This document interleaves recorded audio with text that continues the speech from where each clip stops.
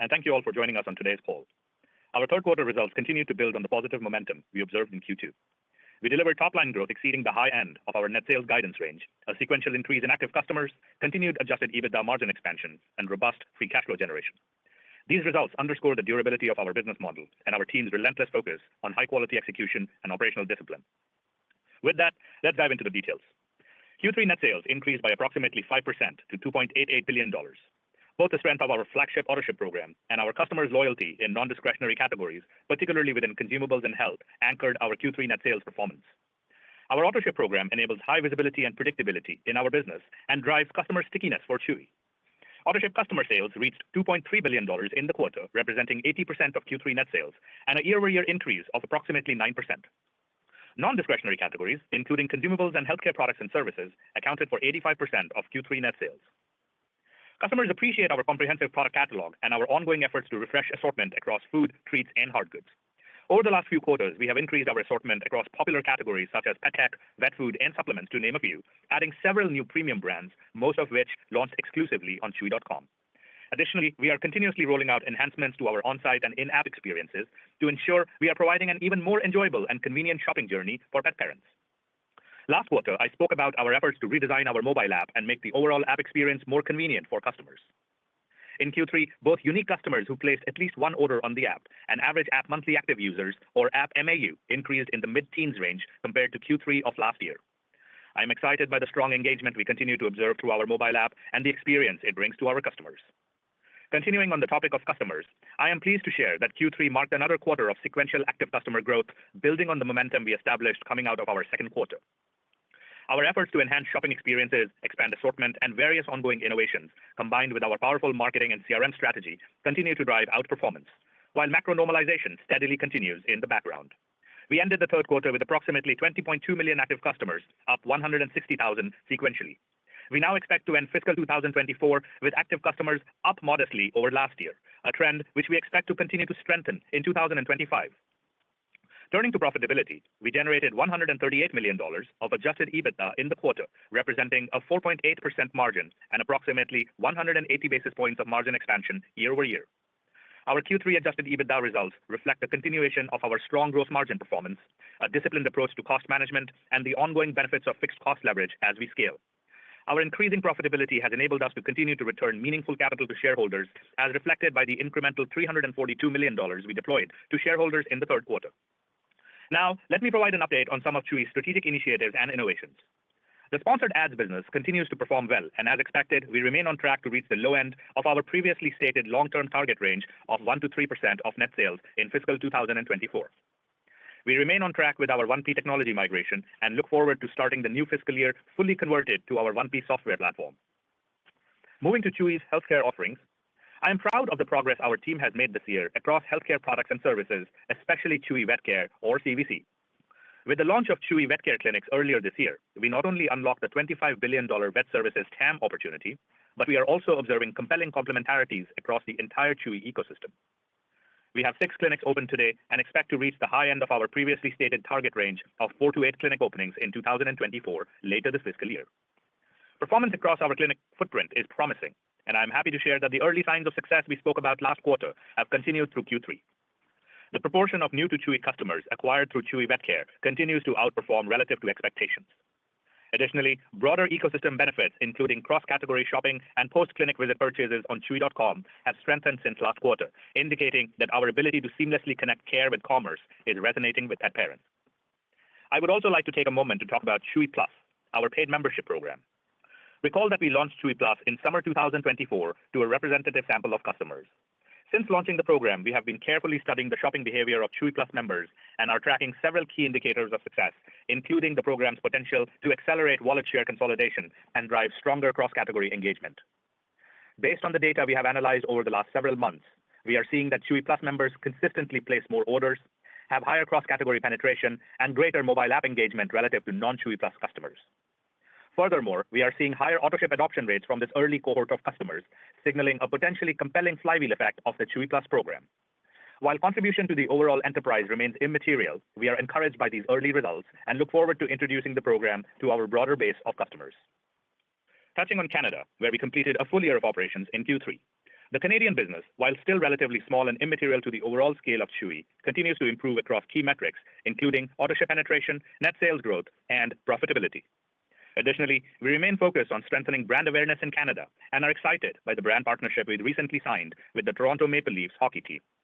We believe Chewy's passion for pets perfectly aligns with Torontonians' passion for the Maple Leafs, and we are bringing this to life with dynamic advertising and interactive fan moments during games at Scotiabank Arena. Lastly, I would like to acknowledge a notable milestone for Chewy with our recent inclusion in the S&P 400 index as of November 6th. We view our inclusion in this index as an endorsement of our performance, our enduring business, and our compelling growth opportunities ahead. In closing, I would like to thank all of our dedicated Chewy team members for their hard work and strong execution in the third quarter. We are now focused on executing through our final quarter of 2024 and are excited about the customer engagement we have seen thus far through this holiday season and look forward to ending fiscal year 2024 on a high note. With that, I will turn the call over to Dave. Thank you, Sumit. Third quarter net sales grew 4.8% year over year to $2.88 billion, exceeding the high end of the guidance range we provided last quarter. The pricing, promotion, and discount environment remained stable throughout the quarter. As such, year-over-year revenue growth was primarily driven by active customer growth and cross-category product penetration, resulting in continued customer wallet share gain. We ended the quarter with 20.2 million active customers, reflecting a sequential net increase of approximately 160,000 customers. Gross additions exceeded pre-COVID levels, and gross churn improved year over year. Within gross additions, both new customers and reactivations grew year over year in the quarter. We are encouraged by the positive momentum in active customers and expect these trends to continue through the balance of the year. Against the backdrop of a modestly improving pet industry and strong Chewy-specific execution, we now expect to end fiscal year 2024 with modest year-over-year active customer growth. Third quarter Autoship customer sales increased by 8.7% to $2.3 billion, outpacing total net sales growth in the quarter by approximately 390 basis points. Autoship customer sales as a percentage of total net sales increased by 290 basis points to 80%, a new company record. Additionally, we continued to grow share of wallet with Q3 net sales per active customer, or NSPAC, reaching $567. Moving to profitability, we reported third quarter gross margin of 29.3%, representing 80 basis points of margin expansion year over year. Our growing sponsored ads business was the largest driver of gross margin improvement in the quarter, followed by product mix shift into premium categories, including consumables and pharmacy. Additionally, promotional activity in the third quarter was in line with our expectations, and the promotional environment to date in the fourth quarter remains rational. Shifting to operating expenses, please note that my discussion of SG&A excludes share-based compensation expense and related taxes. Third quarter SG&A totaled $546 million, or 19% of net sales, representing 90 basis points of improvement on a year-over-year basis. SG&A leverage was primarily driven by continued discipline and efficiency with respect to corporate payroll, fulfillment, and other at-scale efficiency benefits. Third quarter advertising and marketing expense was $191.8 million, or 6.7% of net sales. I would note that we expect advertising and marketing expense to come in at the high end of our previously stated range of 6 to 7% of net sales for the full year. This is primarily due to the timing of certain marketing campaigns in Q4. Third quarter adjusted net income was $84.9 million, representing a 34% increase year over year. Net income for the quarter was $3.9 million, which translated into 1 cent earnings per share on both a basic and diluted basis. Finally, we reported adjusted EBITDA of $138.2 million, representing a 4.8% adjusted EBITDA margin and 180 basis points of year-over-year margin expansion driven by the improvements in gross margin and SG&A described earlier. We reported free cash flow of $151.8 million in the third quarter, reflecting $183.5 million of net cash provided by operating activities and $31.7 million of capital expenditures. Our third quarter trailing 12-month free cash flow was over $360 million and demonstrates our ability to generate increasing levels of free cash flow while continuing to invest in our growth initiatives and returning significant capital to shareholders. I'd now like to provide an update on our share repurchase activity completed in the quarter. In September, concurrently with a $500 million underwritten secondary offering of Class A common stock by BC Partners, we repurchased approximately 10.2 million shares of Class A common stock directly from BC Partners for an aggregate repurchase price of $300 million. This repurchase transaction allowed us to continue to reduce the ownership position of our largest shareholder and was executed separately from our existing $500 million share repurchase program. Additionally, during the quarter, we repurchased approximately 1.6 million shares of Class A common stock, spending approximately $42.4 million under our $500 million share repurchase program. At the end of the quarter, we had approximately $424.8 million of remaining capacity under the program for future repurchases. Collectively, the company has repurchased and retired a total of 30.7 million shares year to date. Our ability to generate increasing levels of profitability and free cash flow will continue to enable us to invest in our business and return meaningful capital to shareholders. We ended the quarter with approximately $508 million in cash, cash equivalents, and marketable securities, and we remain debt-free with an overall liquidity position of approximately $1.3 billion. With that, I'd like to turn to our fourth quarter and updated full year 2024 guidance.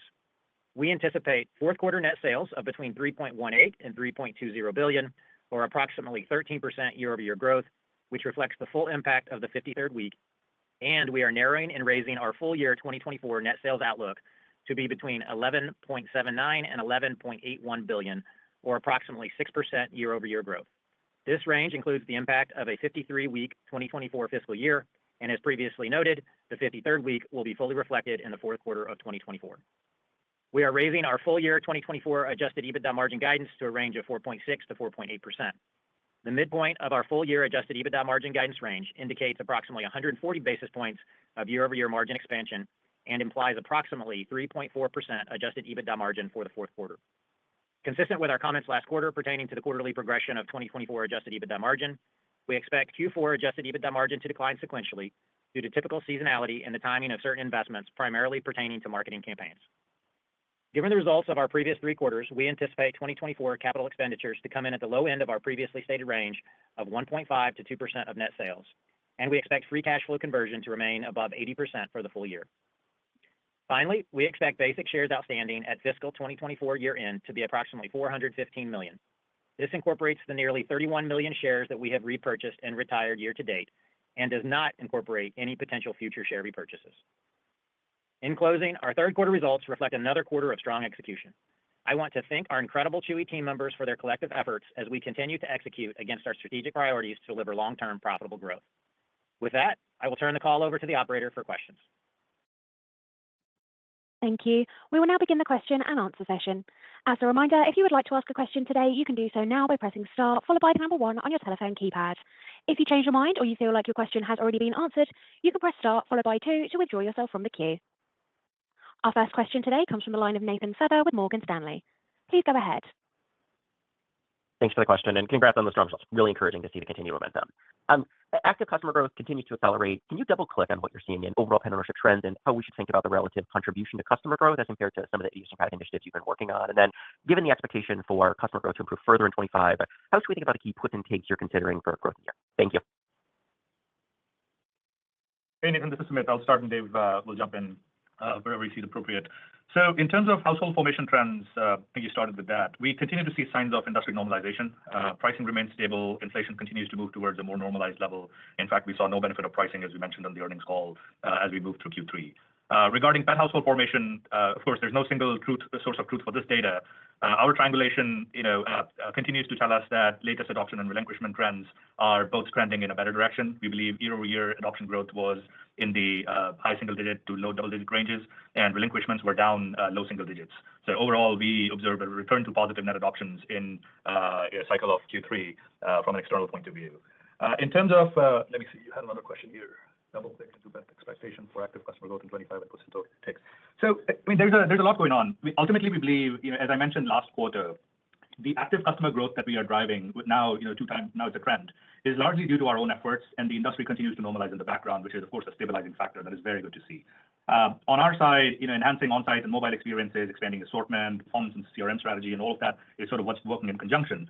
As we move into 25, what has really started to work for us is our focus on connecting the marketing funnel to expanded audiences, and driving that funnel exposure is enabling our teams to find both the right level of efficiency as well as the flexibility to move spend up and down the funnel to capture both share of voice and demand. And when we bring them to the site, we are able to convert them effectively with the previous efforts that I've talked about around improvement of site experience, customer choices, assortment, other innovations, et cetera. So our 25 strategy is very much in line with operating the playbook that we've uncovered and strengthened for ourselves in 24. Another data point that I just want to draw your attention to, more of a recall from last quarter, is we said, we have an improved ability to identify and segment customers and target them, to drive improved second purchase rates, Autoship signups, mobile app engagement, et cetera, et cetera. And so on the background, we've now sort of played this playbook for at least 2 quarters. We're going to rinse and repeat in Q4 and 2025, strengthening our channel and share performance in the market. Great. Thank you. Thank you, Nate. The next question comes from Curtis Nagel with Bank of America Merrill Lynch. Curtis, please go ahead. Awesome. Thanks very much for taking the question. So I want to focus a bit on the 4Q guidance and maybe specifically on the comments in terms of the advertising and marketing spend. Just in terms of context, at the high end of the range, around 7% for the year, it implies like a really big dollar increase, right? Certainly relative to the other quarters, like no relative leverage from the extra week. I guess just kind of digging into that, what does this spend pertain to? Looks to me it's like implied like $40 to $50 million year over year. Is that correct? And are other specific products or customers you're targeting? Is it one time? Just kind of dig into that and kind of how we should specifically think about that increase and whether you're just it's applies to conservatism or not. Good morning. Thanks for the question. I'll take this one, and then Sumit, if you want to build upon any of it, let me know. And I'll build upon Sumit's comments about active customers. So in the third quarter, when you think about the elements that go into gross additions, you've got new customers added, you've got reactivations, and then of course you have churn. And we actually saw improvement across all three of those metrics in the third quarter on a year-over-year basis. And so we're entering the fourth quarter with some momentum on the activities that we're driving across those three elements I mentioned. We're entering the fourth quarter with the continuation of what we believe is a normalizing industry, as we previously referenced, with moderating inflation, as well as the shelter data that we've mentioned previously as well, which has continued in the third quarter. So with that momentum going into the fourth quarter, there's a couple of elements to consider. Number one, you typically have a little bit higher elevated advertising and marketing in the fourth quarter, given the holiday season, as well as the timing of certain campaigns.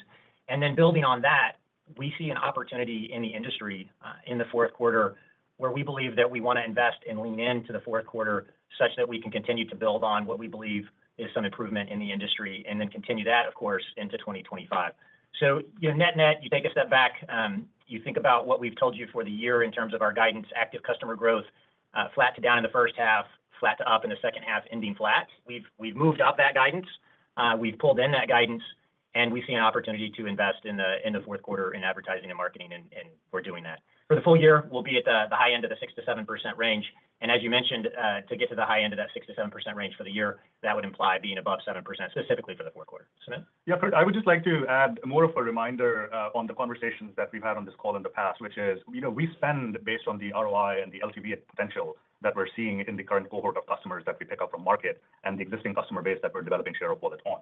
So in the past, as you know, we've swung the marketing spend all the way to the left, down 70, 80 basis points from our average. And now we're picking that back up. Why didn't we spend in the past and why are we spending now? Well, because we didn't see the ROI in the past, and we are now. The cohorts that we're acquiring, the efficiencies that we're gaining based on the full funnel audience expansions that I talked about are really compelling and behooves us to be able to invest to continue this trend as well as solidify growth for year 2025 and beyond. If you kind of see some, let me share some of the data points that we're seeing. Our orientation is 3/4 of the customers that we're picking up had at least one SKU from a repeatable category. And that's an encouraging trend because it promotes ownership growth and builds the layer cake that then sort of compels and spins the flywheel in a more efficient manner. We're seeing these new customers reorder rates and settlement rates improving as our engagements with these consumable type categories. When you look at year-to-date 24 new customer cohorts, in terms of year-over-year reorder rates, in the first few periods of post-acquisition, we're running roughly 300 to 500 basis points higher than the T3 month averages. So these are just some data points in the background that allows us to sort of study and increase or decrease the values of propensity modeling, and therefore go out and invest if we see the returns. That's what we're doing right now. Okay, and then just that makes total sense. Just a quick follow-up. The points you made, Anthony, Nate's question on the adoptions were really interesting. I think you said up on a gross basis, high singles to low double, relinquishments down low singles. So net a pretty good number. How did that compare to 2Q? Just trying to sort of size it in terms of relative improvement. It's positive by, I think the margins extended by low to mid single digit ranges relative to Q2. Okay, awesome. Appreciate it. Thank you. Sure. The next question comes from Doug Anmuth with JP Morgan. Please go ahead. Great. Thanks for taking questions. Two, if I could. First, just on vet clinics, looks like you're on track to the 8 locations by year end. Can you talk more about what you've learned this year and how that informs your 25 expansion plans and the investments that may be required then? And then, Sumit, if you could also perhaps give us an update on automation, just kind of how you're tracking relative to the 70 to 80% kind of long-term percentage of volume that you've talked about over time. Thanks. Yeah. So with respect to the vet clinics, as we talked about, we were planning to roll out 4 to 8 vet clinics this year. We're going to be at the high end of that range. The positive trends that we've seen on vet clinics have continued Some of those positive metrics has been, the operational utilization of those clinics. It's been high. The customer engagement from those clinics and the corresponding customer service levels have been high. The net promoter kind of score around those clinics and the service level high. The new customer cross-category penetration, new customers to Chewy that come in through vet clinics, and then their propensity to go to chewy.com and then shop online at chewy.com, also high. In fact, more than half of those new customers, consistent with last quarter, actually improvement from last quarter, are leaving the vet clinic, new customer to Chewy, and then going online and also shopping at chewy.com. So all the metrics across the vet clinics trending positive. I'll leave the 2025 guidance for 2025, but I would just tell you that we've been very encouraged by our engagement with customers. We're encouraged by the size of the TAM, roughly $25 billion, that we've opened up through these vet clinics, and we're excited about continuing to grow our presence in this space. Sumit, anything that you would build on there? On the automation, no, that's perfect. Thank you. On the automation side, that we continue to trend upwards. Little less than half of our volume is now shipping through our 2G fulfillment centers and touching some sort of automation in the network. And that combined with the improved supply chain tooling that we have, is allowing us to execute through a really strong peak. And we continue to gain those efficiencies and flow through the bottom line, as you can see in the OpEx scaling that they've talked about on the script. Happy to dive deeper in any area if you like. And just to build on that comment, and using some data points from the third quarter, given the efficiencies that you've mentioned, we had an improvement on the variable fulfillment side. We had improvement on the fixed fulfillment side. In other words, we got more fixed cost absorption through those fulfillment centers. And orders every quarter this year, year over year, so Q1, Q2, Q3 on a year over year basis, orders are up across all those quarters and in total year to date. In fact, we had our highest order period during this most recent peak holiday peak cycle over the last week or so. And so the team is executing very well, and the automation that's been referenced here is a big contributor to that, both in terms of output as well as efficiency and productivity. Did you have a follow-up, Doug? That's great. Thank you both. Appreciate it. No, all good. Thank you. Thanks. The next question comes from David Bellinger with Mizuho. David, please go ahead. Hey, good morning. Thanks for the question. First one, I wanted to revisit the app, which I think you mentioned last quarter was around 20% of revenues. Is any update on how quickly that percentage could ramp up? How fast can we get to 30 or 40%? And then secondly, how should we think about the P&L impact of that? Can you simply bypass marketing spend and sort of get more leverage on the ad expense line by getting more volume through your app? David, so this is a priority for us, and we are essentially ramping up our efforts very quickly to be able to push this volume. I would, consider this not a few quarters of effort, but perhaps a couple of years of efforts to get to sort of market standard rates of, above 40-45% of our, so doubling kind of the volume that is moving through the app. But the progress that we are making on a quarter-over-quarter basis is something that we like. And of course, yes, we like it for the fact that it's a closed-loop ecosystem. It allows us to collect 1P data, market on a 1P basis, take advantage of the direct traffic, stay in touch with customers, who are really more engaged, and capitalize on the trends that we see in the app, which are highly encouraging from an overall conversion of revenue and profitability point of view. For example, ownership engagement rates are higher in the app, AOVs are higher in the app, the retention rates in apps are several hundred basis points higher than customers who engage with us over the web or desktop. The cross-category attach rate that we see go through the app is higher. So all in all, it's just not only a more productive experience, it's also a more enjoyable and personalized experience that allows us to build a quality of relationship that we believe will be even stronger alongside the P&L benefits that come with it.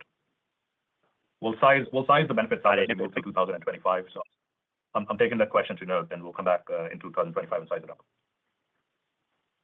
All right, perfect. We'll come back on that one. And then just a follow-up, in your 10Q filing, it looked like there was some new language around a project on the finance IT side, not meaningful from a capital investment perspective, but can you elaborate on the SG&A portion? How much will that detract in 2025? And are there any deficiencies within the system that this is correcting? No, there are no deficiencies in the system that this is correcting. This is new capability for us. So I think you should think about this as, the migration of some of our planning engines to a more comprehensive online suite. And by being able to do that, which at no material impact really to the P&L, by being able to do that, we're able to, get more granularity with respect to all of our operations. And we're also going to be able to apply some AI to those same operations to get some automated intelligence and reporting out of the system in a more comprehensive way.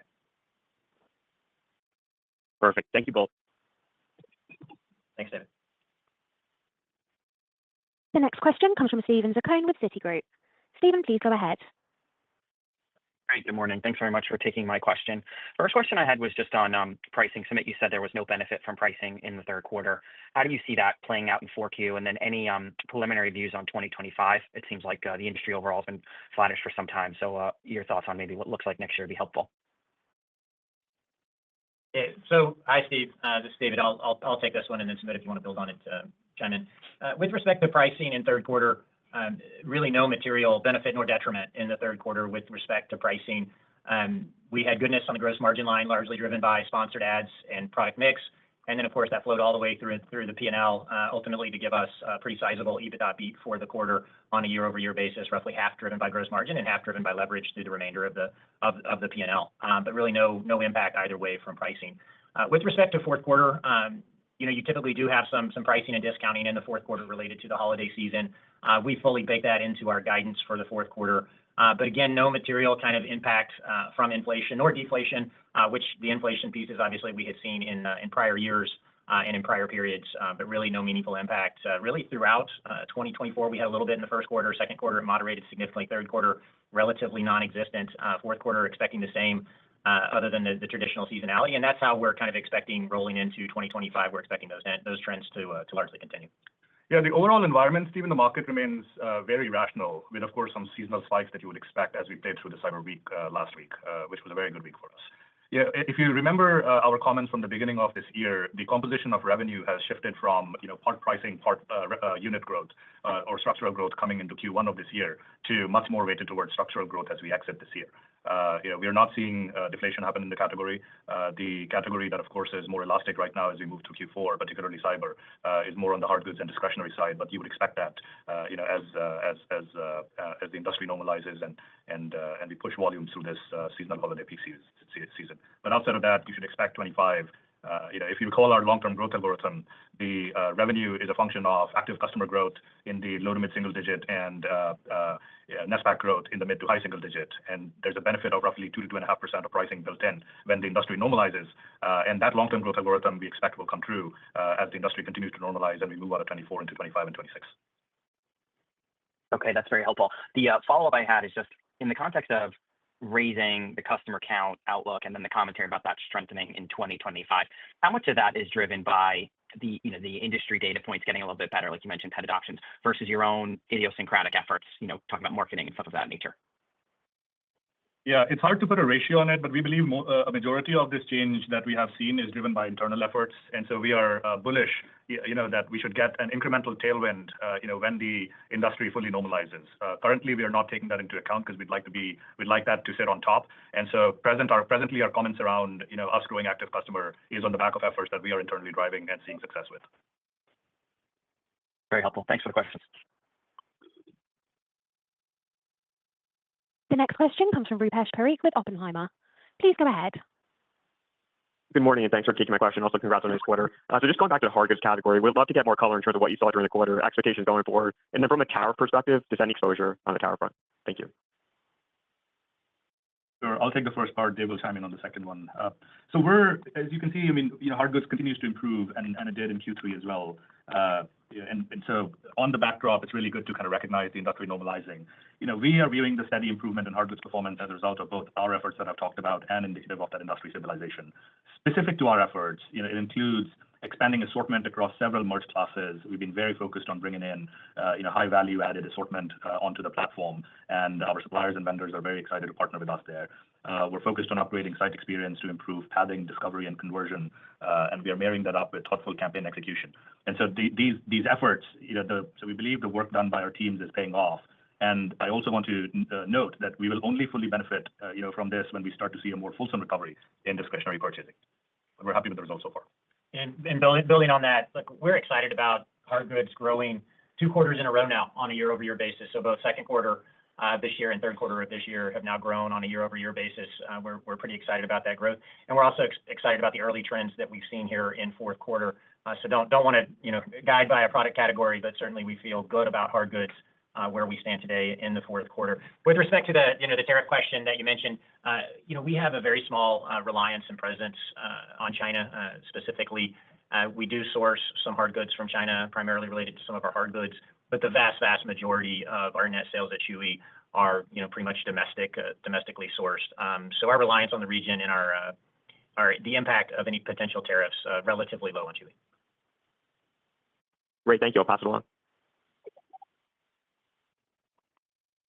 The next question comes from Mark Mahaney with Evercore ISI. Please go ahead, Mark. Thanks. Two questions, please. So this active customer growth, can you tell how much of that is from reactivated customers, customers you've had in the past who churned off for whatever reasons and have come back? And if so, any color on what those reasons are? And then secondly, it sounds like competitive intensity is relatively moderate given your comments on pricing. But other than pricing, is there anything else you're seeing notable in the competitive landscape? Thank you. Hi, Mark. A greater number of customers were from net new customers that we acquired relative to the reactivated customers that we count towards gross adds. The other encouraging factor that we saw this time was, the cohort stabilization that we've been talking about. So churn stabilized as we would expect, which was Dave's earlier comment on. All three indicators were positive: net new, reactivated, as well as lower churn. But between the gross add, the portion of net new customers on an absolute basis absolutely exceeded reactivation. So we were happy to see that, of course, and we would want that. And then if you combine that with some of the results that I shared around how these cohorts are engaging in terms of second purchase rates, et cetera, that is encouraging to see. On the retention side, we're tracking settled orders, which is a metric that we developed as we came out of the COVID timeframe. So to be really able to see third order settlement rates so that we're not calling early success or early wins on these customer cohorts. And we're seeing third order customer settlement rates also improve from cohorts that we've acquired from P5 of this year and before that. So all encouraging signs. Competitive intensity, you're right. It seems relatively moderate. Pricing environment's rational. And overall, we're playing a pretty strong playbook, continuing to differentiate ourselves both in terms of the basics of the category around price and convenience and assortment, but also in bringing new innovations to life.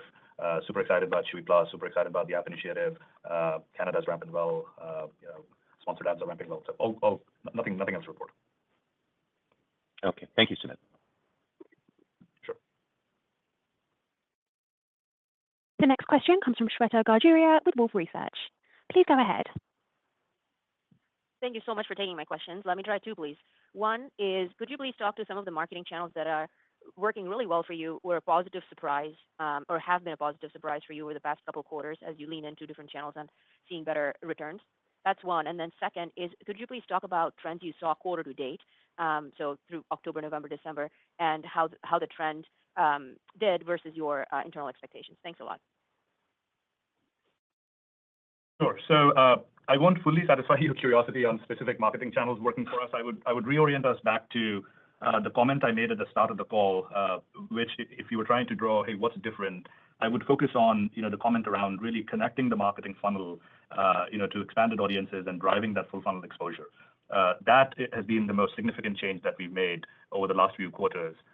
Combine that with our ability to target those customers when they arrive on our platforms and drive to better conversion, I believe is a powerful recipe, which we are continuing to perfect. So more room to go there, but we're excited about what we are seeing so far. So I would likely just stick with that. Any color on quarter to date trends? We're happy with quarter to date performance. We just wrapped up our Cyber Week, and by all measure of the word, I would classify peak holiday event performance to be successful. We had a thoughtful and curated plan comprised of great assortment, offers, experience, and marketing strategy, and customers in return engaged robustly with visits and spending exceeding our expectations, driving some of the biggest net sales day in Chewy history. So we're, and as you heard from Dave in the prepared remarks, we're increasing our net sales guidance range for the year. And while we did not specifically call out the last few weeks that we played through, this increase is a result of the strengths that we are currently seeing in the engine. Anything to add? Yeah, if I could build on that with a few softer points here that don't necessarily show up in the P&L, but they certainly give us a good brand umbrella. Number one, Chewy Claus. I'll call that out, especially this time of year.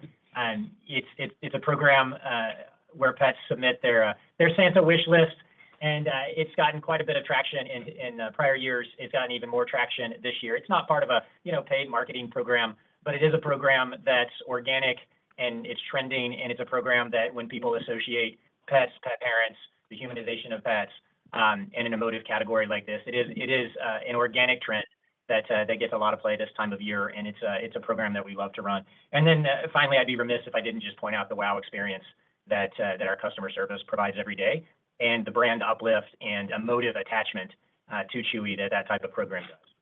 Shweta, the CFO is talking about it. The Chewy Claus program must really be working there. Thank you, Sumit. Thanks, Dave. Thanks. We have time for one more question, and so our final question today comes from Anna Andreeva with Piper Sandler. Anna, please go ahead. Great. Thanks so much. Happy to have made it, and congrats. Nice results. Two questions from us. I wanted to follow up on hard goods. Sumit, just remind us what's the size of your own brands business within that. Are you starting to see growth there, and should that continue into next year? And is own brands still a higher margin category for Chewy? And secondly, I guess to Dave, FC automation has been a pretty big story here, and you quantified that benefit in the 10Q to OpEx. Can you remind us how many FCs are automated now? What's the benefit and OpEx savings you see per FC, and how many do you still have to automate ahead into 25 or beyond? Thank you so much. Sure. Let me start perhaps with hard goods. Again, if you go into the 10Q, you'll see that we report on hard goods. As I mentioned earlier, after several kind of quarters where we had experienced decline in the past, we have had 2 consecutive quarters now with growth in hard goods year over year. So the second quarter we grew year over year. The third quarter we've grown year over year again, and in fact we've grown faster than we did in the second quarter. And while we don't guide by a product line or category, we have experienced some good trends in hard goods here in the fourth quarter, so we're quite pleased from that perspective. With regards to our own private brands, either within hard goods or other categories, we don't comment extensively on that. I would say in general, private brands for us has been stable. We have several initiatives where we are expanding assortment across both consumables as well as hard goods. Most of those initiatives are future benefits and not really reflected in the P&L that we've produced for third quarter or that we're guiding for fourth quarter. So those benefits are yet to come. But hard goods in general up 2 consecutive quarters, trending well for fourth quarter, and then private brands within hard goods continuing to improve assortment and selection. Sumit? And I would just say that even though the relative stability is absolutely right, if you recall, this is an area of opportunity that we recognize as a strategic pillar. We want to get net sales penetration up to mid-teens level, and at that scale, we expect private brands to contribute up to 500 basis points of our gross margin to the core business. For hard goods, we mentioned in the past that penetration for our private brands is in the mid-teens to high teens level. It fluctuates that range across the year, and we are relatively stable in that penetration. In terms of automation, 6 fulfillment centers are currently automated. What I would draw your attention to is, at Capital Markets Day, we said we can, continue to automate, across our network and reach or touch over 70% of volume in one way, shape, or form, to push through these improved processes. And if you look at just the FC itself, we have said it drives improvement to the tune of up to 50% in productivity, 30% in volume per square foot, and up to 60% improvement in ergonomics and safety. And those results are pretty true even now. Those are all the questions we have time for today, and so this concludes today's call. Thank you everyone for your participation. You may now disconnect your lines.